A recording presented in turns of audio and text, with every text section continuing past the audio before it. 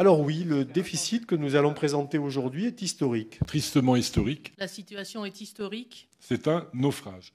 Lors de cette séance plénière, on a découvert l'ampleur du déficit du conseil départemental de la Gironde. 97,7 millions d'euros, ce qui place les caisses du département dans le rouge absolu. Les départements, il faut le savoir, comme toutes les collectivités, ont interdiction de voter un budget en déficit. Le 15 novembre, le préfet décidera de l'avenir du mode de gestion du département de la Gironde. Sera-t-il placé sous tutelle ou en conduite accompagnée? Une situation tout à fait inédite, d'abord par l'ampleur du déficit, près de 100 millions d'euros, ce n'est pas une paille, et ensuite parce que ça raconte une difficulté structurelle de tous les départements de France à financer leur action. Les ressources du département tiennent sur deux pôles, une part de TVA et ce qu'on appelle les DMTO, c'est-à-dire les frais de notaire. On sait qu'on traverse une crise immobilière et ces frais de notaire aujourd'hui sont bien moindres qu'avant la période de crise. Alors oui, le déficit que nous allons présenter aujourd'hui est historique, mais permettez-moi de rappeler que nos alertes et nos précautions s'inscrivent dans le temps long. Jean-Luc Glaise, le président PS, ça fait plusieurs années aujourd'hui qu'il tire la sonnette d'alarme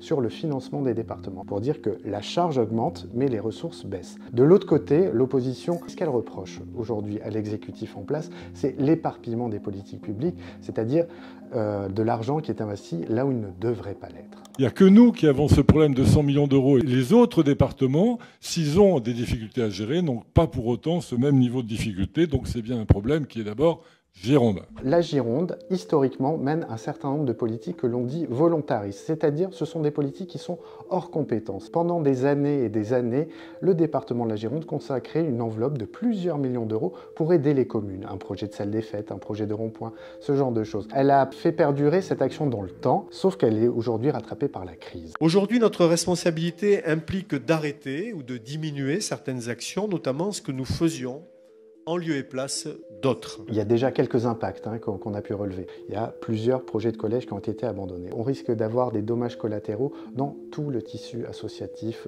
notamment dans le champ de l'aide sociale à l'enfance. Aujourd'hui, ces associations ont des prestations pour le département qui accusent beaucoup d'impayés, mais en plus de ces impayés, eh bien, elles vont devoir se serrer la ceinture puisque le département est obligé de baisser la voilure sur les dépenses qu'il va faire sur ses champs régaliens. Il y a des plans sociaux qui sont en cours, il y a des plans de sauvegarde de l'emploi. Oui, il va y avoir une influence sur les emplois.